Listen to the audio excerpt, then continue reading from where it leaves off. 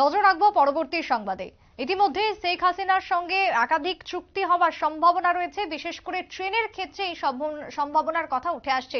বাংলাদেশের ভেতর দিয়ে একাধিক ট্রেন চালাবার সিদ্ধান্ত ভারতের। বাংলাদেশের ভেতর থেকে একাধিক ট্রেন চলতে পারে ভারতের বিভিন্ন অংশের সঙ্গে, এমনটাই প্রস্তাব।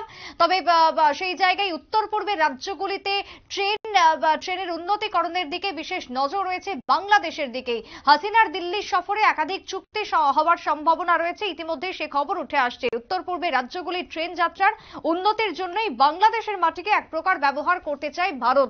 তবে তার সঙ্গে ত্রিপুরা থেকে শুরু করে পশ্চিমবঙ্গ থেকে শুরু করে উত্তর পূর্বের একাধিক রাজ্যকে সেই জায়গায় ব্যবহার করতে চলেছে ভারত এবং বাংলাদেশ রেল চলাচলের ক্ষেত্রে। কথা বলবো, খালিদ হোসেন রয়েছেন সাংবাদিক বাংলাদেশ থেকে। খালিদ, ইতিমধ্যেই প্রধানমন্ত্রী সঙ্গে বাংলাদেশের প্রধানমন্ত্রী শেখ হাসিনার বৈঠক হওয়ার কথা রয়েছে, এবং সেই বৈঠকে কি কি চুক্তি হতে পারে, এখনো পর্যন্ত সম্ভাবনা কি কি রয়েছে?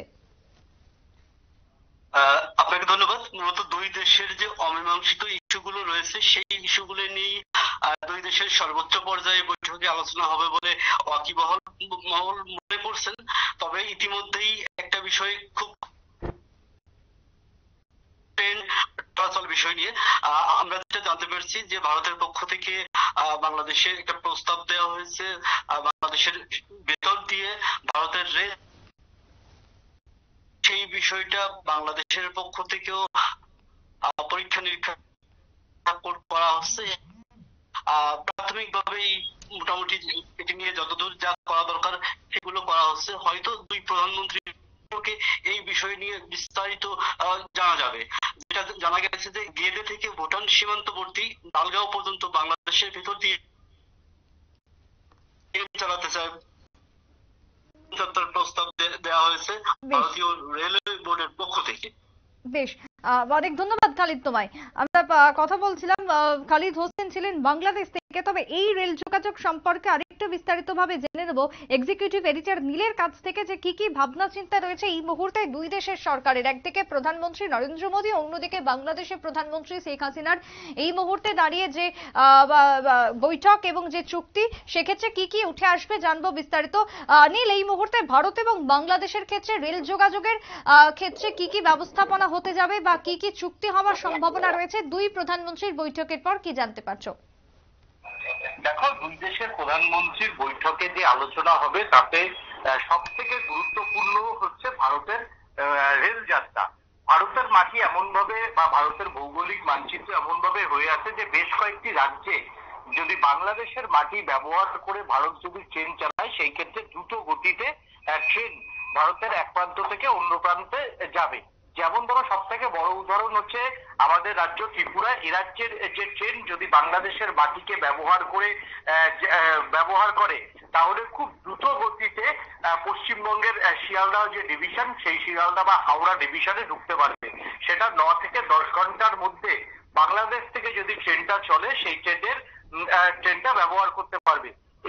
এই যে রেলপথটা ইতিমধ্যেই তৈরি হচ্ছে, সেই রেলপথে যাতে ভারতীয় যারা যাত্রী তাদের যাতে কোনো রকম ভিসা না লাগে, তাদের যাতে কোনো রকম যে ট্যাক্স, অর্থাৎ পর্যটকদের যে ট্যাক্স দিতে হয় সেই পর্যটন যাতে ট্যাক্স দিতে না হয়, তার জন্য বাংলাদেশের সঙ্গে কথা বলবেন প্রধানমন্ত্রী।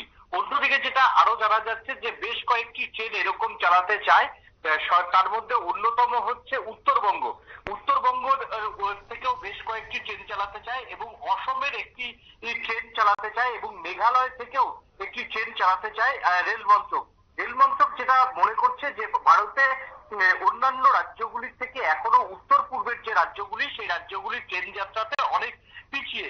সেই ট্রেন যাত্রা পিছিয়ে তাতে আমি তোমায় এবার যদি রুট গুলো বলি, যে 5টি রুটে বাংলাদেশ ভারত ট্রেন চলে, 3টি পণ্যবাহী ও 2টি মার্জনা করবেন, 3টি পণ্যবাহী, 2টি যাত্রীবাহী বর্তমানে ভারতীয় এবং যেটা জানা যাচ্ছে যে প্রায় উত্তর পূর্ব ট্রেনের জলপাইগুড়ি হচ্ছে চিকেন নেক করিডোর ঘুরে যায়। বাংলাদেশের দর্শনা, ঈশ্বরদী, আব্দুল্লাহপুর, পর্বতপুর এবং ঢিলাসাহি হয়ে গেলে 300 কিলোমিটার পথ কমবে।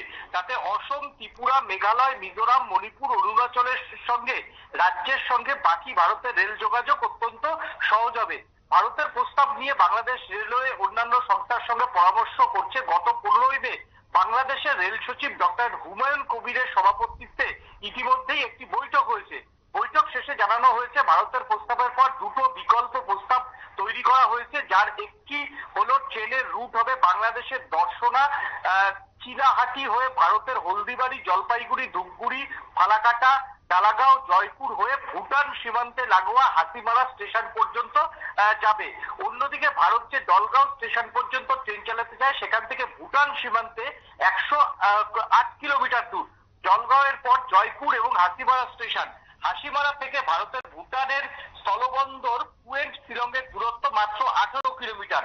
ঢাকা রেল ভবনের মতে হাসিমারা পর্যন্ত ট্রেন গেলে বাংলাদেশের সঙ্গে ভারতের উপর দিয়ে ভুটানের সঙ্গে বাণিজ্যিক যোগাযোগ বাড়বে। হাসিমারার বাংলাদেশি পণ্য সড়কপথ পাঠাতে আরো সুবিধা হবে। অন্যদিকে ত্রিপুরার যে বিষয়টা রয়েছে, সেই ত্রিপুরার যে রেলপথ, সেই রেলপথটা চালু প্রায় হওয়ার মুখেই।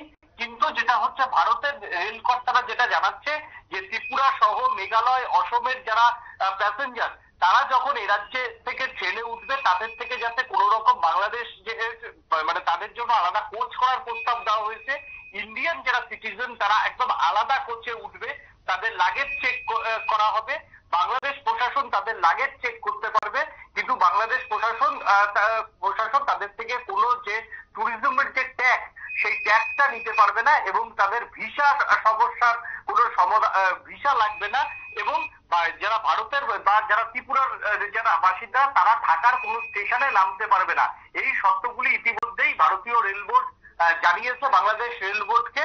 বাংলাদেশ রেল বোর্ড দ্রুত আলোচনা করে বিষয়টি জানিয়ে দেবে ভারতকে। তবে প্রধানমন্ত্রী নরেন্দ্র মোদী যদি ক্ষমতায় আসে বা যেই ক্ষমতায় আসুক না কেন 4 তারিখের পর, সেই নতুন প্রধানমন্ত্রীর সঙ্গে শেখ হাসিনার যে আলোচনা, সেই আলোচনাতেই মনে করা হচ্ছে বিষয়টি নিষ্পত্তি হয়ে যাবে।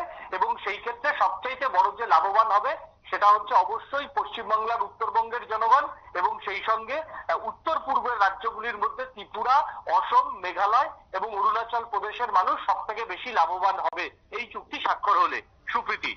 একেবারেই তাই। অনেক ধন্যবাদ নীল তোমায়। অর্থাৎ যে চুক্তির কথা এই মুহূর্তে উঠে আসছে, সম্ভাবনার কথা, যদিও এই চুক্তি যদি সত্যি স্বাক্ষরিত হয় তাহলে সব থেকে বেশি লাভবান হবে উত্তর পূর্ব সঙ্গে বাংলার মানুষজন। কারণ বাংলাদেশকে ব্যবহার করে যদি এই রেল চলাচল শুরু করা যায়, তাহলে সেই জায়গাতে সময় এবং দূরত্ব অনেকটাই বাঁচবে বলে আশা করা হচ্ছে রেলের সূত্রে। ছোট্ট একটা বিরতির পর ফিরবো, সঙ্গে থাকুন।